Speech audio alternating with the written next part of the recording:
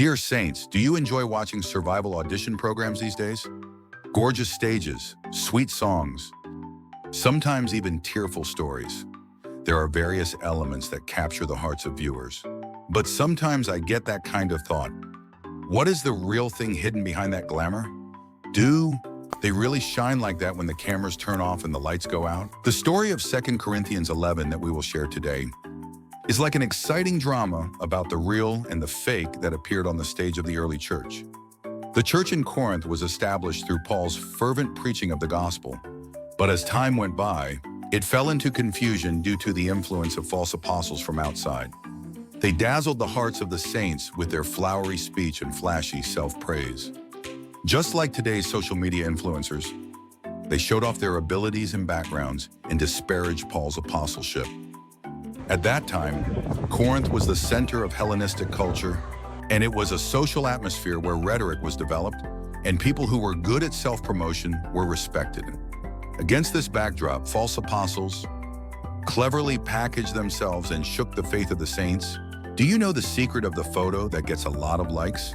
A great backdrop, perfect lighting, and dozens of takes to get that life shot. Sometimes it may be a little different from the actual appearance. There are many people around us today who package themselves nicely and show off. I think it was the same in the early church. In today's text, Paul confronts this false trend head-on. He expressed his frustration by saying, "I must boast, bear with me. Though it be foolish for my boasting," in 2 Corinthians 1:11, it must have felt like jumping into a mud fight. Paul was extremely reluctant to put himself forward, but in order to protect the truth of the gospel and the saints, he inevitably began to make his foolish boasts.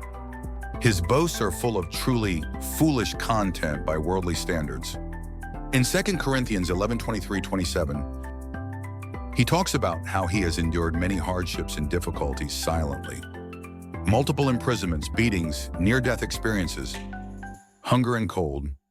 While the false apostles boasted of their splendid backgrounds and connections, Paul brought out the traces of the suffering he had endured for the sake of the gospel. Just as a wounded soldier proves his bravery with a medal, listening to all the hardships Paul went through, it's like watching an action movie. Being imprisoned, stoned, and shipwrecked many times, it's hard to imagine for us, who live our lives of faith comfortably these days. But Paul did not give up even in these hardships and preached the gospel. Just like a pillar, isn't the indomitable will to fall and fall again, and get back up the same way the true apostles are? Here we discover an important theological point. True power does not come from flashy appearances or boastful backgrounds, but rather from the grace and power of God revealed in weakness.